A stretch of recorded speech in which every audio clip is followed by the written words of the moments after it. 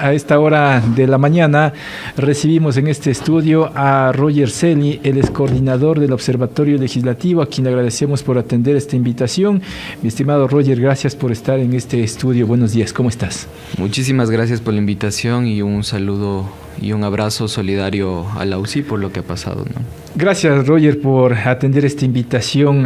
Lo hemos citado para hablar e informar sobre todo a la ciudadanía respecto de la producción de la Asamblea Nacional en leyes, en fiscalización, que son las dos facultades importantes que tiene la legislatura, pero entiendo también que dentro de sus facultades se han dedicado más los legisladores a aprobar proyectos de resolución, a entregar premios a diferentes ciudadanos, así como también a la declaración de temas importantes. No quiero menoscabar los temas, pero en cambio hay críticas de la ciudadanía respecto de que se pasan haciendo otras cosas menos lo más importante, que es legislar y fiscalizar. ¿Qué dicen las estadísticas que ustedes manejan diariamente respecto del trabajo legislativo en temas de resoluciones, de premios, de todo lo que han trabajado? Por favor. Bueno, usted ha tocado un punto muy interesante y es a qué dedica el tiempo la Asamblea Nacional. Son varias las cosas que hace la Asamblea, entre ellas, por ejemplo, entregar condecoraciones. Justamente ayer se hacía un reportaje sobre que se han aprobado 44 leyes frente a más de 5.000 condecoraciones. Entonces, ¿en qué periodo? En este periodo. Ya. Desde mayo del 2019. 5.000 condecoraciones. Más de 5.000 condecoraciones. Y preocupa en el sentido de que la agenda legislativa se está viendo afectada por este interés político partidista de los legisladores. Sin entrar a discutir por qué se entregan las condecoraciones, que pueden haber intereses legítimos, como intereses privados también, es importante señalar que el tiempo de la Asamblea Nacional se debe ocupar, o es lo que pide la ciudadanía, en legislar y fiscalizar responsablemente. Y ahí usted mencionaba las cifras, para tener una idea un poco más clara. ¿Qué es lo que sucede dentro del Pleno de la Asamblea Nacional? Se vota, ¿cierto? Es en donde se consolida la actuación de los legisladores al emitir su voto. Y ahí nosotros levantamos más de 500 votaciones del Pleno de la Asamblea Nacional de este periodo, de lo que va de este periodo, desde mayo del 2021. Y dentro de esas 567 votaciones que hemos levantado, el 36.7% de esas votaciones se ha dedicado a la aprobación de acuerdos y resoluciones, como las condecoraciones, como resoluciones que no tienen ningún efecto jurídico vinculante. La Asamblea ha dedicado un 21.5% de sus votaciones a aprobar o archivar leyes, un 9% a fiscalizar y un 31% al procedimiento legislativo, que es votaciones para avanzar en los temas legislativos. Si nosotros sumamos un poco, aproximadamente la Asamblea Nacional dedica el 30% a lo que realmente le corresponde, que es legislar y fiscalizar, y el otro 70% a otras cosas. Entonces, los datos nos dicen que la orientación del trabajo de la legislatura quizá debe ser revisada. Ahora, Roger, tú refieres de que la mayor parte de votaciones está orientado a la entrega de condecoraciones que tienen intereses particulares o intereses políticos. ¿Qué tipo de beneficios tienen estas condecoraciones para las personas que se hacen acreedores o instituciones? A ver, hay que diferenciar el interés público del interés político partidista. En la Asamblea Nacional hay políticos con amigos, con afinidades y demás. Voy a poner un ejemplo un poco para ilustrar, porque parece que esto es algo que no ocurre. Recordarán ustedes que la expresidenta del Parlamento, Gabriela Rivadeneira, entregó condecoraciones a Cristina Fernández, a Carlos Polit y al señor Chiriboga de la FEF. Así es. ¿Qué pasó ahí? Lo que se esperaba es que la presidenta de la Asamblea convoca al Pleno de la Asamblea Nacional y la Asamblea por votación apruebe esas condecoraciones. Es decir, el cuerpo colegiado esté de acuerdo con condecorar a políticos que valga decir que luego fueron retiradas de estas condecoraciones por sus actos reñidos con la ley. Ahora, ¿qué es lo que está sucediendo? Que los legisladores, por voluntad propia, pueden proponer una condecoración y el presidente de la Asamblea simplemente la aprueba. Y eso ha sido la tendencia. Entonces, la crítica ahí es por qué algo tan importante como una condecoración, por ejemplo, Vicente Rocafuerte, hoy en día es tan fácil de acceder. Se ha prostituido, en otras palabras.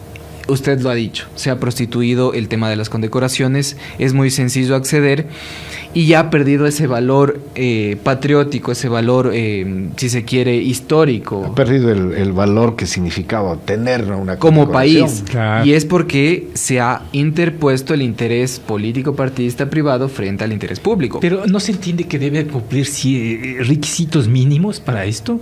Es simplemente voluntad política. Debería reformarse la ley orgánica de la función legislativa en donde quienes aprueben una condecoración sea el Pleno, porque ese es el espíritu de la institución legislativa, que el Pleno tome esas decisiones al respecto de la posición política que tiene sobre determinado tema. Si es que el Parlamento cree que coyunturalmente es beneficioso aprobar una condecoración para el reality show de Yo Me Llamo, me parece que fue la última. La última, claro. Yo creo que el Pleno, viendo lo que está sucediendo en el país, quizá no dé paso a algo de ese tipo y cuide su imagen frente a la ciudadanía, porque ustedes, yo y cualquier persona que haya que se haya enterado de esta noticia, quizá le causó por lo menos preocupación de lo que está haciendo el Parlamento, ¿no? Ahora, ¿cuántas condecoraciones se han retirado hasta la fecha, producto de que no cumplía, por decir de alguna forma, mínimos requisitos? Ahí hay otro punto o le hacía daño a la imagen de la Asamblea y el mismo país. Ahí hay otro punto importante, estimado Jorge, gracias por toparlo.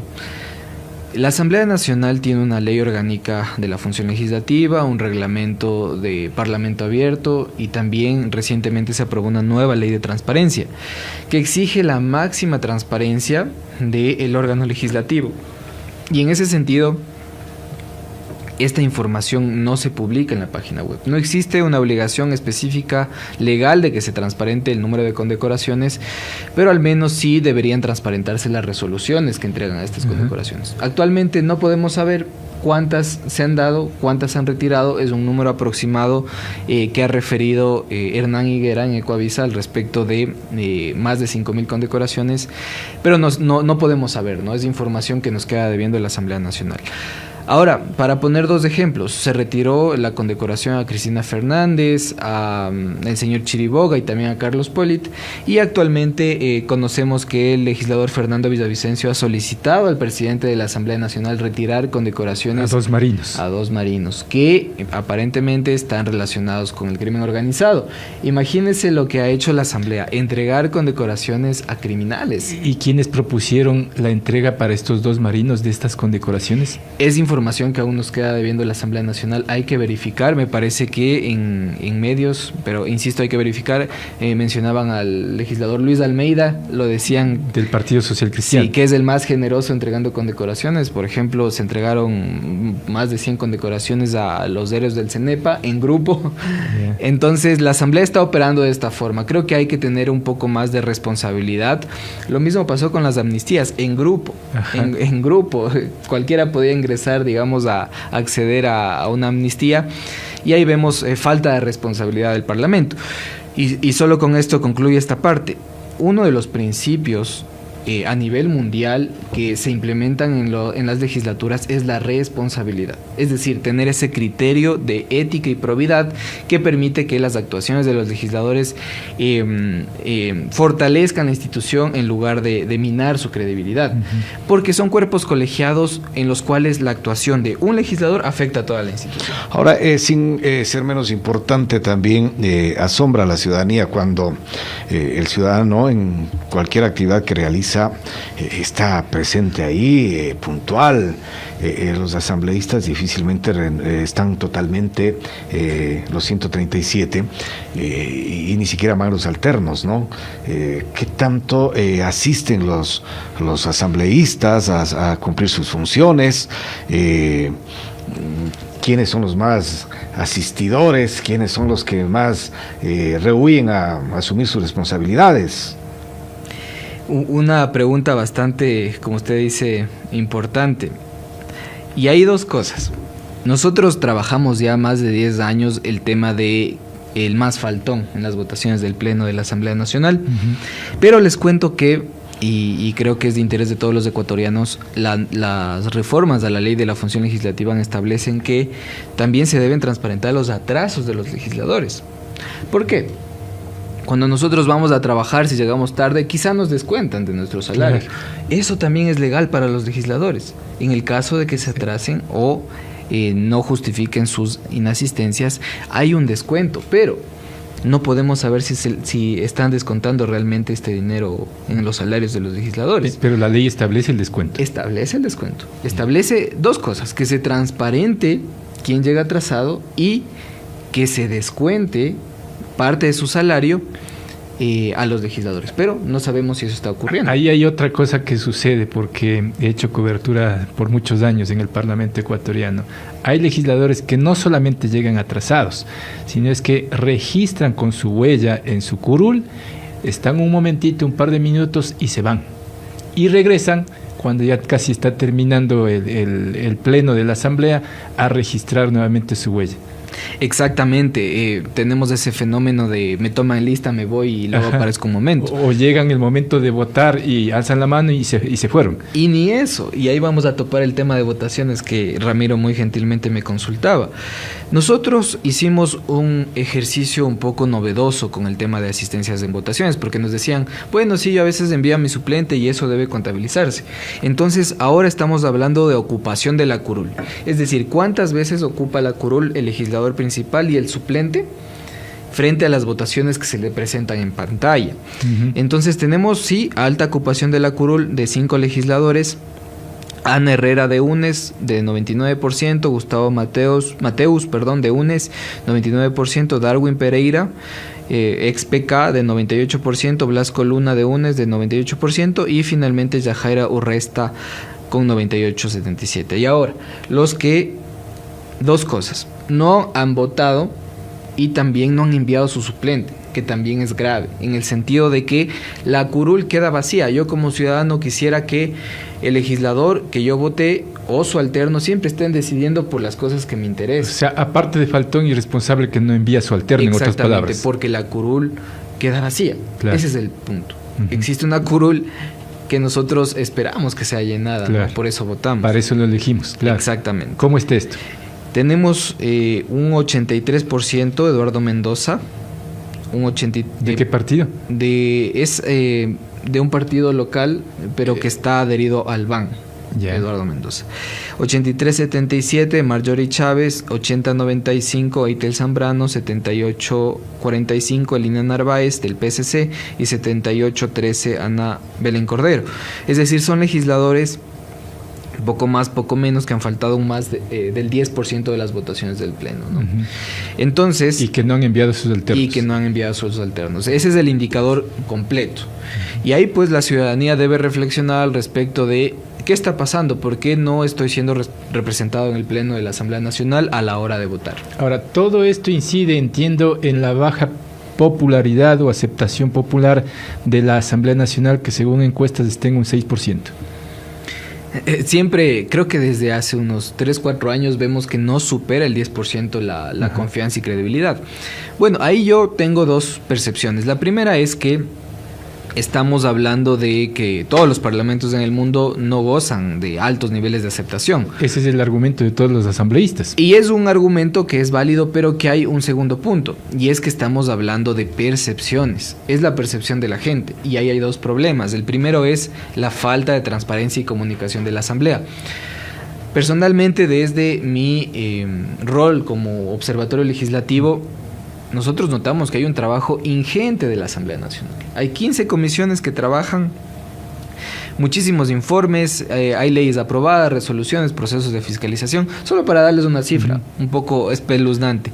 En la Asamblea Nacional, en este periodo, en estos casi 2 años, se han procesado más de 5,000 pedidos de información. 5,000 pedidos de información dentro de la lógica de la Asamblea Nacional fiscalizando otras funciones del Estado. Es un trabajo no menor. Y ahí es importante señalar que la Asamblea Nacional quizá no está comunicando bien su trabajo. Quizá nos estamos enfocando en el tema de disputa política al interno del Pleno de la Asamblea, pero no se está haciendo una sensibilización a la ciudadanía sobre el trabajo que hace la Asamblea Nacional. Y ahí el segundo punto que quería comentar. La gente no conoce cuál es el rol de los legisladores. Si nosotros preguntamos en la calle, nos van a decir, entre otras cosas, que los legisladores también deben hacer obra. Ajá. Entonces ese desconocimiento hace que hay una desconexión en el trabajo entre la institución parlamentaria y la gente. Entonces la percepción ciudadana, por supuesto, que va a ser negativa porque no entendemos que la Asamblea Nacional debe hacer su trabajo, que es legislar y fiscalizar. Y ahí el último dato es que en los 2 últimos periodos legislativos se han aprobado regularmente 15 leyes al año, y este periodo no es la excepción. Hay 15 leyes al año, hay un promedio de 300 proyectos de ley presentados anualmente, es decir, la gestión legislativa, a pesar de todos los bemoles, es normal. Bien. No ha bajado. O sea, esa producción de 15 leyes más o menos al año es normal a nivel mundial incluso. Por ejemplo, nosotros hicimos un informe justo en pandemia comparando países de la región como Argentina y Chile, y Ecuador es uno de los países que más leyes produce. Que hayan pero más que leyes, las menos que se apliquen. Exactamente, que haya más leyes no significa que haya mejor calidad de la política pública, por justamente la aplicación. Veíamos un dato preocupante que varias leyes, creo que más del 50% de las leyes no tienen reglamento para su aplicación. Y ahora este problema también de comunicación, porque la mayoría de ecuatorianos considera que el asambleísta ingresa martes y se va jueves, no considera las reuniones de comisiones y otras actividades, ¿no? Pero eso es lo que conoce la gente.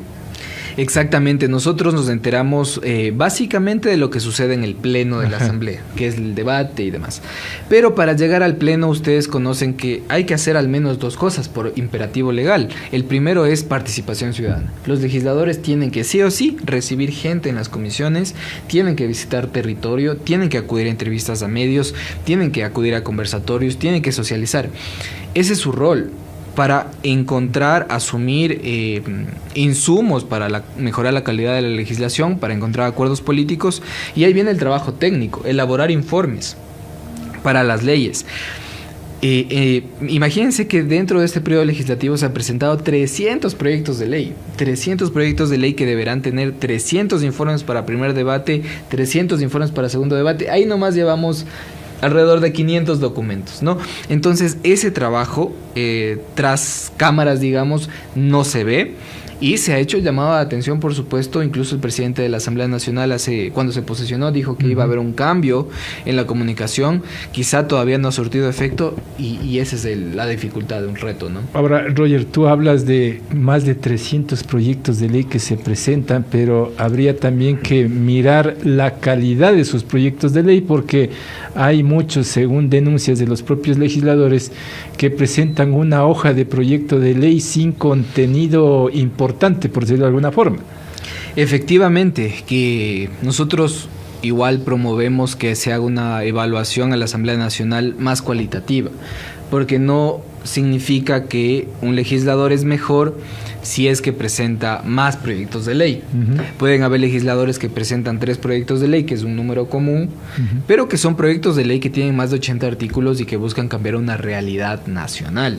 Que ese es el objetivo, ¿no? Que ese es el objetivo. Legislaciones que son importantes y que están ausentes en el país, por ejemplo. Vemos lo de ALAUCI, regresamos a ver la normativa y descubrimos que en segundo debate está una ley de gestión de riesgos que no se aprueba, por ejemplo. Regresamos a ver a la niñez que está con desnutrición crónica infantil en Ecuador y vemos a la Asamblea y vemos que hay un proyecto de ley, un código de la niñez en segundo debate que no se aprueba. Y en esa línea pues es la preocupación. Y al respecto de la calidad de los proyectos de ley, sí, se presentan un número considerable. De hecho, la actualización de la cifra es que hasta este momento tenemos 511 proyectos de ley y el 68 de estos proyectos son reformatorios. Es decir, que no son leyes nuevas que buscan cambiar, como digo, integralmente una realidad jurídica del país, sino que son reformas puntuales a ciertos artículos de legislaciones vigentes. Y esto conecta con otro dato, que el 40% de estos proyectos de ley tiene de 1 a 10 artículos. Y ahí nos da la razón el dato, porque decimos, si son 10 artículos y más del 68% son reformatorios, estamos tratando de cambiar cosas muy puntuales, ¿no? Que a veces ni puede incidir en la realidad, ¿no? Exactamente, porque usted lo ha dicho, las leyes en el país casi no se cumplen. Y un 32% de proyectos de ley son leyes nuevas, integrales, que buscan cambiar una realidad. Por ejemplo, se aprobó recientemente la ley FinTech, que es todo un cuerpo normativo, la ley de transformación digital y audiovisual, que también es todo un cuerpo normativo que cambia varias realidades, la ley de transparencia y acceso a la información pública 2.0, que también cambia la realidad nacional y que son leyes que deben ponerse en el foco, digamos, de la opinión pública. Importantes datos que nos comparte mi estimado Roger. Se me terminó el tiempo, le agradezco por su tiempo también y seguiremos conversando conforme pasen los días, porque los legisladores cada día dan mucho que hablar. Así es, muchísimas gracias por la invitación y estamos a la orden. Gracias a Roger Celi, él es coordinador del Observatorio Legislativo. 7:26, la pausa.